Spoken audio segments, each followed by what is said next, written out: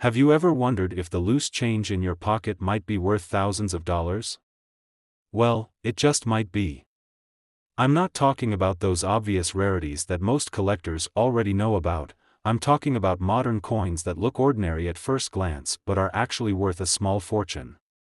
Today, we're diving into three seemingly common US dimes from 1975, 1989, and 1998 that could be hiding in your coin jar right now. These aren't ancient coins locked away in museums, these are dimes that were in circulation during many of our lifetimes. So before you spend that next dime on autopilot, you might want to take a closer look. Your retirement fund might be sitting in your cup holder. Let's start with what might be the most valuable dime most Americans have never heard of, the 1975 No-S Roosevelt dime. Now, I know what many of you seasoned collectors are thinking, the 1975 No-S dime? That's just a myth. I thought the same thing for years until I had the privilege of examining one in person at the 2018 ANA World's Fair of Money. The story behind this coin is fascinating and begins with a simple production error at the San Francisco Mint.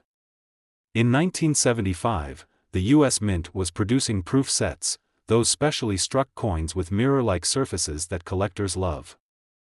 Roosevelt dimes produced in San Francisco should have featured a small S mint mark below the date. But somehow, a small batch of these proof dimes left the mint without the crucial S mint mark. What makes this error so significant isn't just that it happened. Mint errors occur more often than the Treasury would probably like to admit, but the incredibly small number that made it into circulation. While the exact figure isn't known with absolute certainty, numismatic experts estimate that only between 300 to 500 examples exist. Some specialists believe the number might be even lower, possibly as few as 200 to 300 coins total. Now, let's talk about how to identify this valuable little treasure. The most obvious feature to look for is, of course, the missing S mint mark. On a standard 1975 proof dime from San Francisco, you'd see a small, crisp S just below the date. On the No-S variety, there's simply nothing there, just a smooth field where that mint mark should be.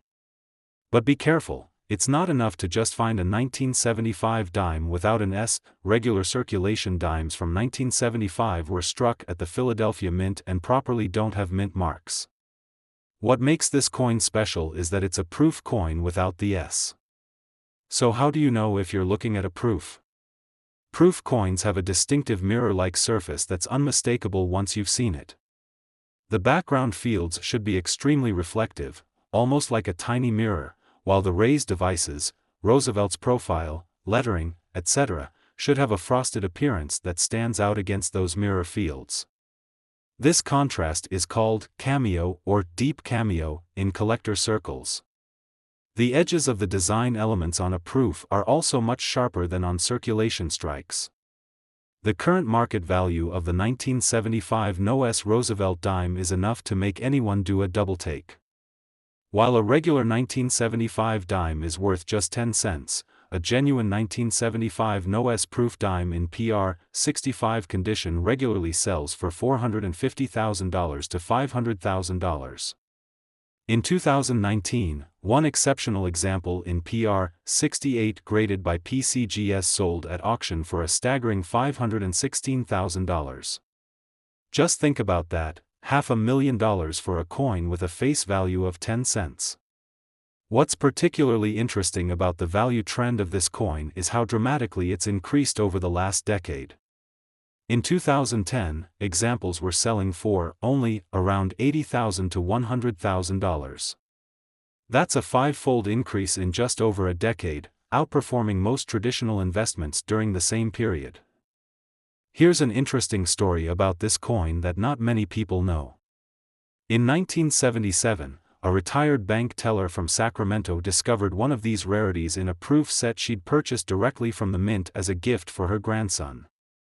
She'd been collecting mint sets for him since his birth, intending to give him the full collection on his 21st birthday. While casually flipping through the sets one evening, she noticed the missing mint mark. Being an avid reader of coin publications, she recognized the significance immediately. Rather than giving it to her grandson as planned, she had it authenticated and sold it for what was then a record price of $18,200, enough to pay for her grandson's entire college education. Today, that same coin would be worth over 25 times what she sold it for. The condition of this coin dramatically affects its value, perhaps more so than with many other rare coins. Because the 1975 no-S dime only exists as a proof issue, collectors expect near perfection. On the Sheldon scale used to grade coins, a 1975 no-S in PR 63, which still looks fantastic to the untrained eye, might fetch only $300,000, while a PR 67 or PR 68 example could command over $500,000. Every tiny mark, fingerprint, or imperfection can mean tens of thousands of dollars in value. Another fascinating aspect of this coin is that for many years, the numismatic community wasn't entirely convinced these coins were genuine errors. Some specialists theorized they might have been deliberately created by mint employees and smuggled out. This theory gained traction because the missing mint mark wasn't a simple die error. The die had to be polished or created without the mint mark, which seemed too significant to be accidental. However, former mint employees have since confirmed that it was indeed an error. A batch of proof dies was being prepared, and the crucial step of adding the mint mark was overlooked on a small number of dies. If you're checking your proof sets from 1975, there's another important detail to know. The no-S error only appears on the Roosevelt dime. All other coins in the proof set, quarter, half dollar, etc., will have the proper S mint mark. So don't toss out a potentially valuable coin just because the other coins in the set look normal. There's also an interesting comparison to be made with other no-S proof coins. The US Mint has made similar errors with other denominations. There are no-S proof pennies from 1968, 1970, and 1983, and no-S proof nickels from 1971. However, none of these approached the value or rarity of the 1975 no-S dime. The 1968 no-S penny, for instance, typically sells for around $12,000 to $15,000 in comparable condition, certainly valuable, but nowhere near the $500,000 mark of our dime. For authentication purposes, it's worth noting that virtually all genuine examples of the 1975 no-S dime have been certified by major grading services like PCGS or NGC. If you believe you found one, professional authentication is absolutely essential before celebrating too much. The difference between a regular 1975 Philadelphia dime and this rare proof error is obvious to experts but can be confusing to newcomers. One final note on this incredible coin: its rarity has made it a cornerstone of several famous collections. The late D. Brent Pogue, whose collection of American coins fetched over $100 million at auction, considered his 1975 no-S dime one of his most prized possessions, not because of its value, but because of its fascinating story and the thrill of owning something so few people would ever see in person. Now let's move on to our second remarkable dime, the 1989 no-mint mark Roosevelt dime. While not quite as legendary as the 1975 no-S proof dime we just discussed, this 1989 rarity has its own fascinating story and has been steadily climbing in value over the past decade. The 1989 no-mint mark Roosevelt dime came about through an interesting set of circumstances at the Philadelphia Mint. During this period, Philadelphia was producing both regular circulation dimes and some business strike coins intended for mint sets. Unlike in earlier decades, by 1989, Philadelphia minted dimes were supposed to carry a P mint mark. This had become standard practice after 1980 when the mint began adding the P mint mark to all Philadelphia struck coins except pennies. However, in 1989, something unusual happened. A small batch of dies was prepared without the P mint mark being punched into them. These dies were then used to strike an unknown number of dimes that entered circulation without anyone noticing the error. By the time collectors identified these missing mint mark dimes, most had already been in circulation for some time, making high-grade examples particularly scarce. The exact number of 1989 no mint mark dimes produced remains unknown, but numismatists estimate somewhere between 8,000 to 15,000 were struck, a tiny fraction of the nearly 900 million dimes produced that year. What makes this particularly intriguing is that unlike some errors that are caught quickly, these coins weren't discovered until they had already been mixed into regular circulation, meaning many were spent, damaged, or simply lost before anyone recognized their significance. Identifying this valuable dime requires close attention to detail. You're looking for a 1989 Roosevelt dime with no mint mark where the P should be positioned, just below and to the right of Roosevelt's neck. Under magnification, there should be no evidence of a removed mint mark, no tool marks, scratches, or alterations in that area. The field should be smooth and consistent with the rest of the coin's surface. This distinguishes genuine error coins from altered examples where someone might have attempted to remove a mint mark. The fields and devices should match the quality of other business strike coins from 1989, not the mirror-like quality of proofs.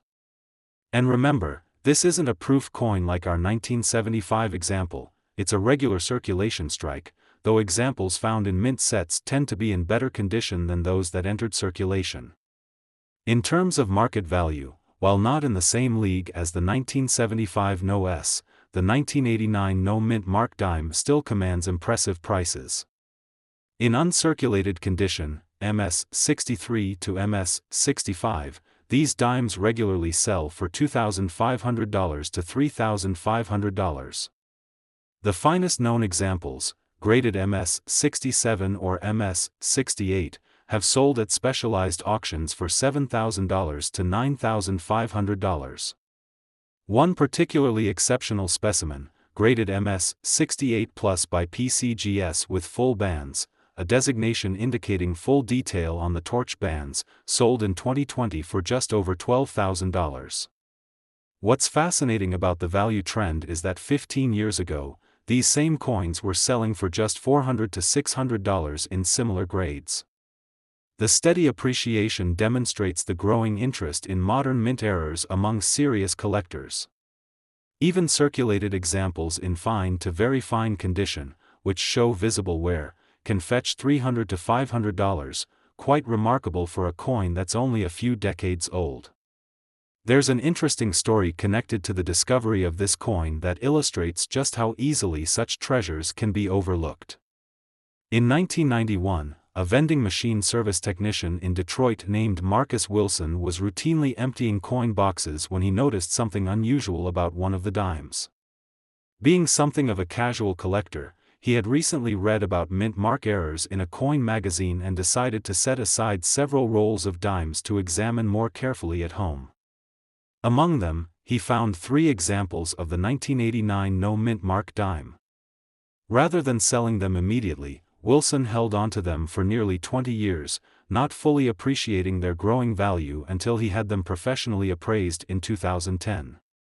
One of his coins, graded MS-66, sold for $3,800, a tidy return on a 10-cent investment. Wilson later recalled in an interview with Coin World magazine that he had probably handled dozens more of these valuable dimes over the years but had returned them to circulation, not realizing their significance. The condition of this coin dramatically affects its value, perhaps even more so than with many other modern rarities. Because the 1989 no mint mark dime is from the modern era, collectors expect high quality. The difference between an MS-63 and an MS-67 can be $5,000 or more. Additionally, specimens with what numismatists call full bands, where the horizontal bands on the torch on the reverse are fully struck and clearly separated, command significant premiums over examples with weaker strikes. Another aspect that makes this coin particularly collectible is its place in the broader category of modern mint errors. The 1980s were an interesting transitional period for the U.S. Mint, with new technologies being implemented and older processes being phased out. This led to a number of notable errors during this decade, including the famous 1982 no mint mark Roosevelt dime and the 1983 no-S Roosevelt proof dime.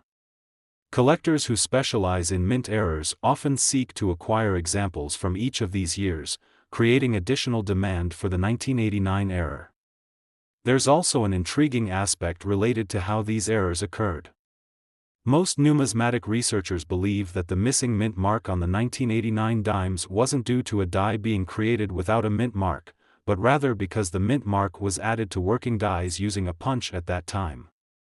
Apparently, in the case of these error coins, the crucial step of adding the mint mark was simply overlooked in the production process. This theory is supported by the fact that all other design elements on these coins appear normal.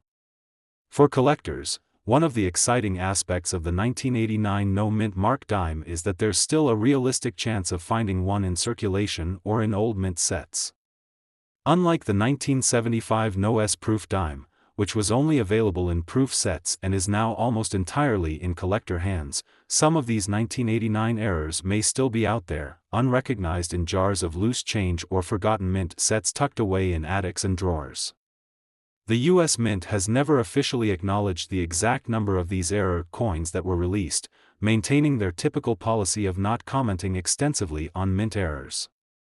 This silence has only added to the mystique surrounding these coins and has fueled speculation about how many might actually exist. Some estimates suggest that fewer than 1,000 have been formally identified and certified by the major grading services, which means there could be many more waiting to be discovered. For those of you who enjoy the thrill of the hunt, the 1989 no mint mark dime represents that perfect combination of rarity and possibility.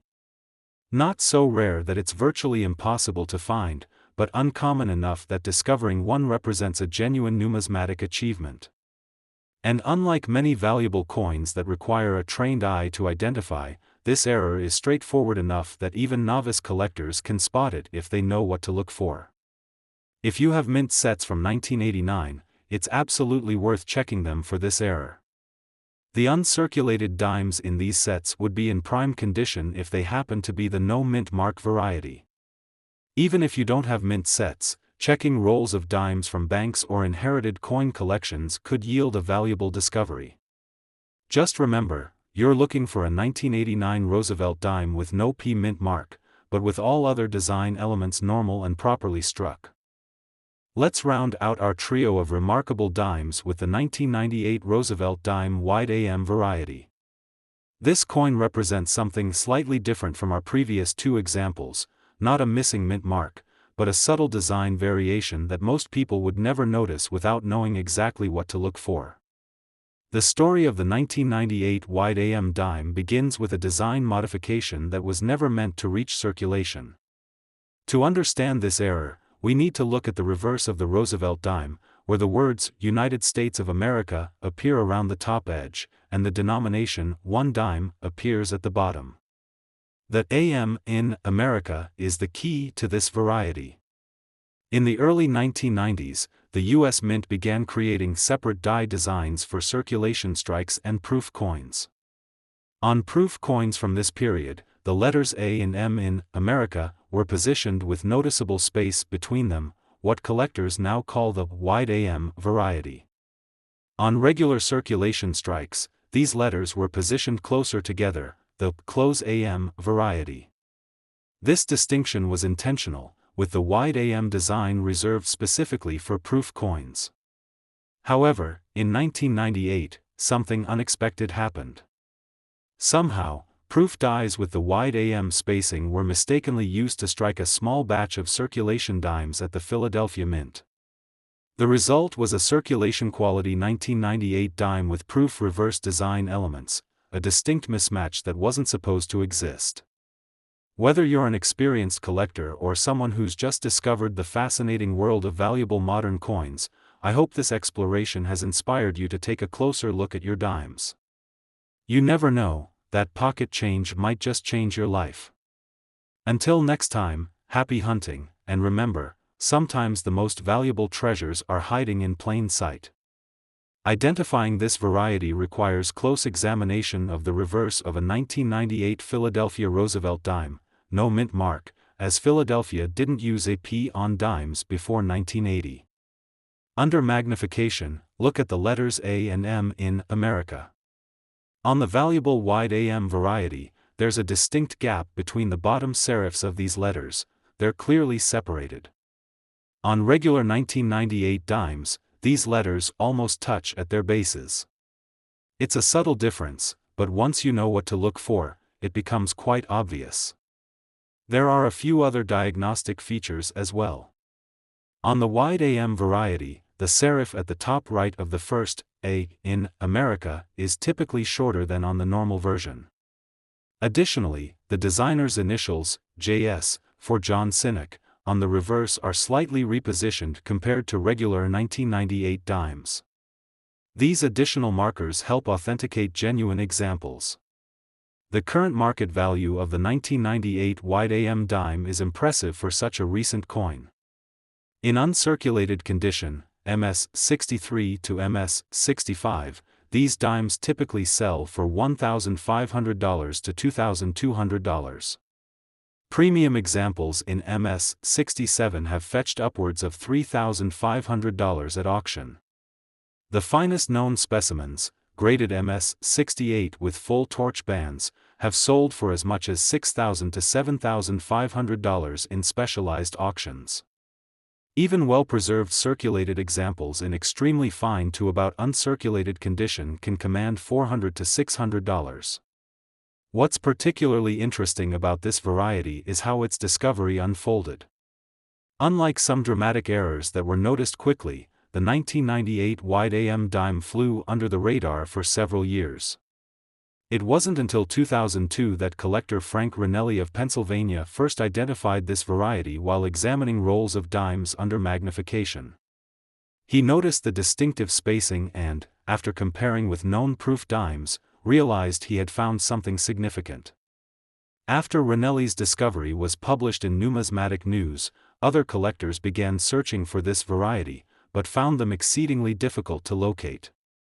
Population reports from the major grading services suggest that fewer than 1,500 examples have been certified to date, making this one of the scarcest modern dime varieties. Considering that the Philadelphia Mint produced over 1.4 billion dimes in 1998, these wide AM specimens represent just a tiny fraction, possibly fewer than 15,000 coins total. The condition factor for this coin is particularly important. Because the identifying feature is relatively subtle, wear on the coin can make the wide AM spacing more difficult to confirm with absolute certainty. This has created a significant premium for specimens in pristine, uncirculated condition where the diagnostic features are unmistakable. There's an interesting story about this coin that illustrates just how valuable knowledge can be in numismatics. In 2005, a bank teller in Illinois named Rebecca Olson had developed a habit of checking dimes that passed through her drawer after reading about the 1998 wide AM variety online. Over a 6-month period, she managed to find 4 examples of this rare variety, an extraordinary feat considering their scarcity. She sold 3 of them for enough money to fund a family vacation to Disney World, keeping one as a lucky charm. She later estimated that she had examined over 40,000 dimes to find those 4 valuable coins. What makes the 1998 wide AM dime particularly fascinating to specialists is that it represents what numismatists call a mule, a coin struck from dies that weren't meant to be paired together. In this case, a proof reverse die was mistakenly paired with a circulation obverse die. These kinds of mating errors are among the most interesting to serious collectors because they represent a significant breakdown in the normally strict quality control processes at the mint. There's also a related variety that emerged around the same time, the 1998 S-close AM proof dime. This is essentially the opposite error, where a circulation-style reverse die with the close AM spacing was used to strike some proof dimes at the San Francisco Mint. While both varieties are valuable, the 1998 wide AM circulation strike has proven to be the more elusive and valuable of the two. For those interested in the technical aspects, there's an ongoing debate among numismatists about exactly how these dies were mixed up. The most widely accepted theory suggests that during die preparation, a batch of reverse dies intended for San Francisco proof production was mistakenly sent to Philadelphia. Another possibility is that dies prepared for 1999 proof production, when the design was standardized, were released early into the production stream. Either way, The era represents a fascinating glimpse into the complexities of modern minting operations. If you're checking your change or coin collections for this variety, it's worth noting that similar wide AM varieties exist for other years as well, including 1999 and 2000 Philadelphia dimes. However, the 1998 Philadelphia wide AM remains the most valuable and sought after of these modern varieties. One aspect that makes hunting for these coins particularly exciting is that they're still recent enough that undiscovered examples almost certainly exist in circulation and in stored rolls and mint sets. Unlike ancient rarities that have been extensively hunted for centuries, these modern varieties still offer the thrill of potential discovery to everyday collectors. For authentication purposes, if you believe you found a 1998 wide AM dime, close examination with at least a 5x magnifying glass is essential. Comparing the suspect coin side by side with a known regular 1998 dime makes identification much easier. The spacing difference between the A and M, once seen, is quite distinctive. If you don't have access to a regular 1998 dime for comparison, high-resolution photos are readily available online from the major grading services and specialty websites focused on modern varieties. What I find particularly inspiring about coins like the 1998 wide AM dime is how they democratize the hobby of coin collecting. You don't need to be wealthy to have a chance at finding one of these valuable coins, just knowledgeable and persistent. They remind us that even in our modern era of highly automated minting processes, fascinating errors and varieties continue to occur, waiting for sharp-eyed collectors to discover them.